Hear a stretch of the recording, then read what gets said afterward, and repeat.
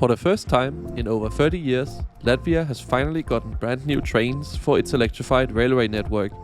And normally that would be super exciting. Built by Škoda and based on their excellent Panda platform, my hopes for these trains were high. But after trying them out, there was just one thing that really baffled me. Our journey begins at Riga's central railway station. While there's been a station roughly here since 1861, the current building is from the 1960s. Outside of the station building, you'll find these cool posters about Latvian architecture and engineering, which I as an infrastructure lover just appreciate. Anyway, let's head inside the station building and go catch our train.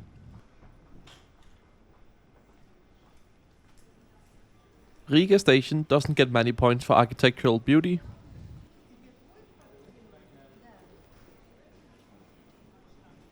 but it does have all the facilities you'd expect. There's lots of shops, kiosks and even a few bakeries.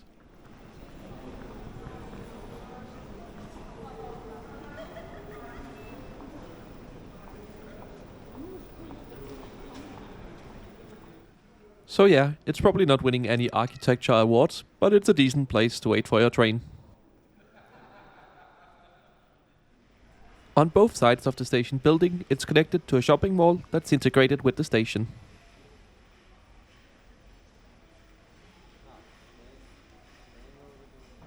On the way through to the underpass taking you to the platforms, you will find the ticket counters.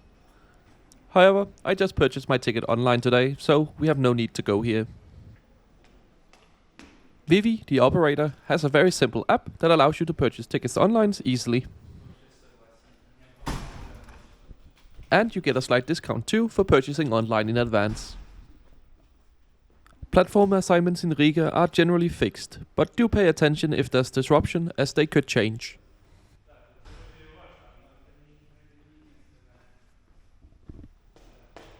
Heading up to the platform, I think we can conclude it's time for a rebuild of the station to modern standards. And well, it's already happening. As you can see to our right, they are building a completely new station here as part of the Rail Baltica program.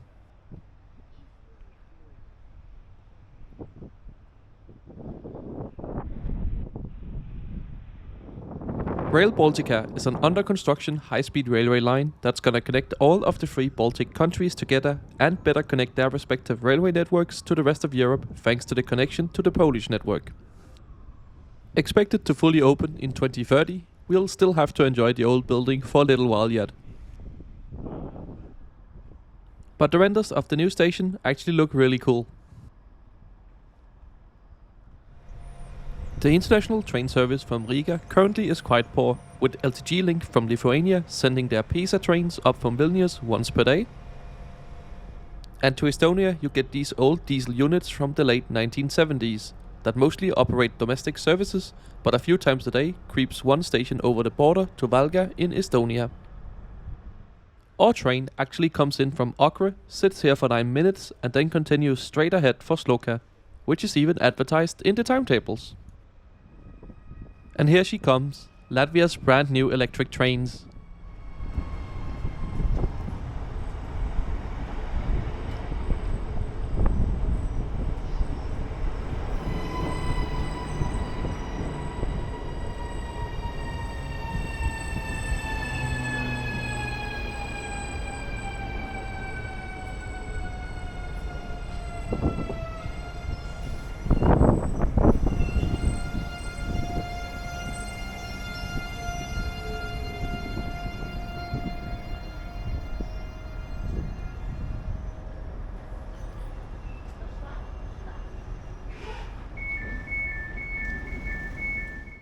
These are the Škoda 16 EV, with the first train being delivered in December 2023. They are capable of speeds of up to 160 km per hour. And one major benefit of them is that they are low floor and they are actually currently working on rebuilding most stations to match the height of the platform, greatly improving accessibility. But of course, Riga is still under construction. Anyway, here we are on board this brand new train. My first impressions are maybe a bit underwhelming. I will say they feel a bit dark and utilitarian. But we'll have a proper look at the interior a bit later in the video. For now, we're gonna depart for Sloka. Cienījamie pasažieri, izmantojot dzelzceļa transportu un atrodoties dzelzceļa tuvumā, esiet uzmanīgi. Ievērojiet braukšanas un personīgās drošības noteikumus. Sargiet sevi un citus pasažierus no nelaimes gadījumiem. Tiek uzliesmojošas vielas un sprāgstvielas. Aizliegts traucēt citus pasažierus, piebružot vagonu un smēķēt tajā, traucēt vagonu auto. Also, as part of the Rail Baltica program, an entirely new bridge is being constructed over the Daugava River that Riga sits on, which can hopefully help increase the speed limit over the bridge, as the current one isn't exactly fast. And with our river crossing complete, let's take a closer look at the route map for today's journey.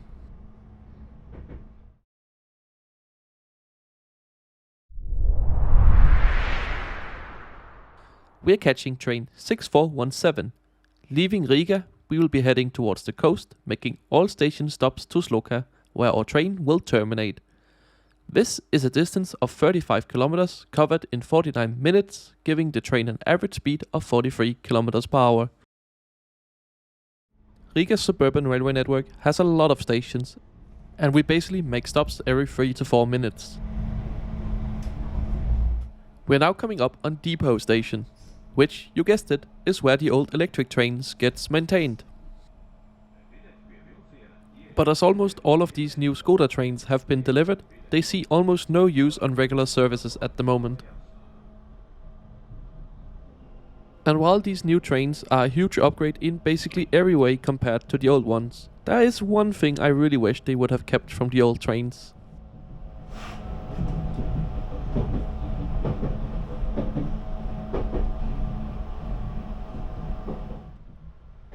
And that is the design of the seat. Because while they have a nice winged headrest, and the material is fine for commuter journeys under 2 hours, and power blocks are a big upgrade, these seats feel incredibly tight. I think this is because of the slight inward slope on the back of them, combined with the armrest in the middle, where on the old trains the seats were more like a bench, which didn't push you in. And it's also very interesting, because on this train's Czech cousin, the Regio Panda, the seats have a similar design, but it just doesn't feel as tight. So perhaps while the Latvian trains are considerably wider, they are still not wide enough to have an extra seat in every row and have such a large sloped back. And the airline style seats also has basically no legroom. I get this is a commuter train, but the loading gauge in Latvia is among the largest of any railway, and we are not exactly constrained for space. And I'm also wondering why they didn't bother to fit tray tables, like these trains do plenty of services well over an hour. And also, why are the stairs so tight? Okay, I promise that's the last negative thing about these trains, because there is actually a lot of good things also. So let's take a look at the rest of the interior.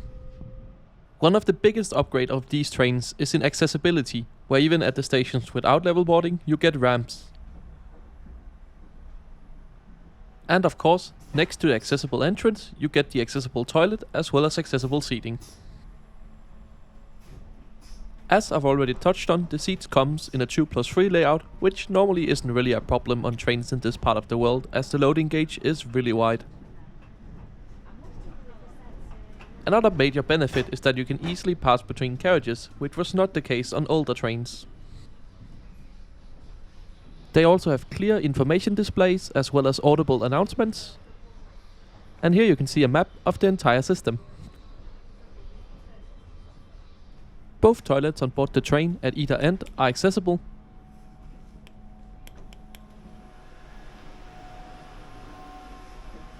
To lock the door, you have to press the button and wait for it to come back.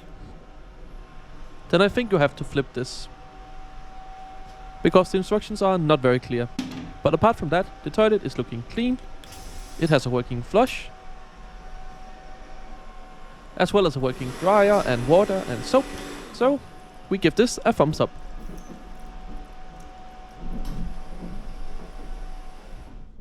And as our journey progresses on, it's time to talk about another good feature. It's that these trains offer free Wi-Fi, which was super easy to connect to. And it's also really fast. Great job! And with more and more stations being upgraded to feature level boarding in connection with these trains, it's great to see Latvia invest in their passenger trains. And as we get closer to Sloka now, I guess it's time to sum up my thoughts about these trains.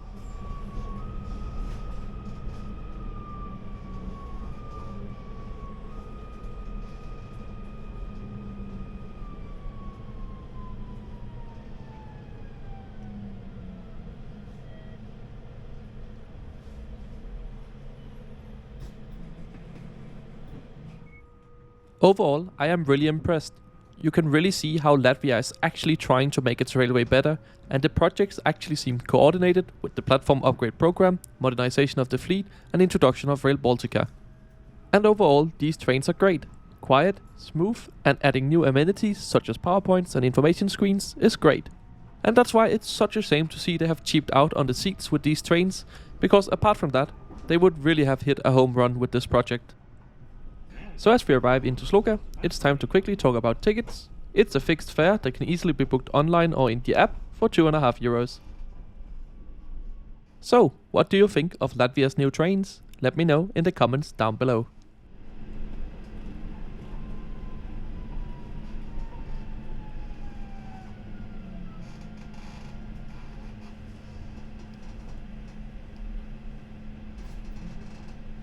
And on our way out, just notice how good the level boarding is here, which is gonna become the standard at almost all stations once they finish the upgrade works.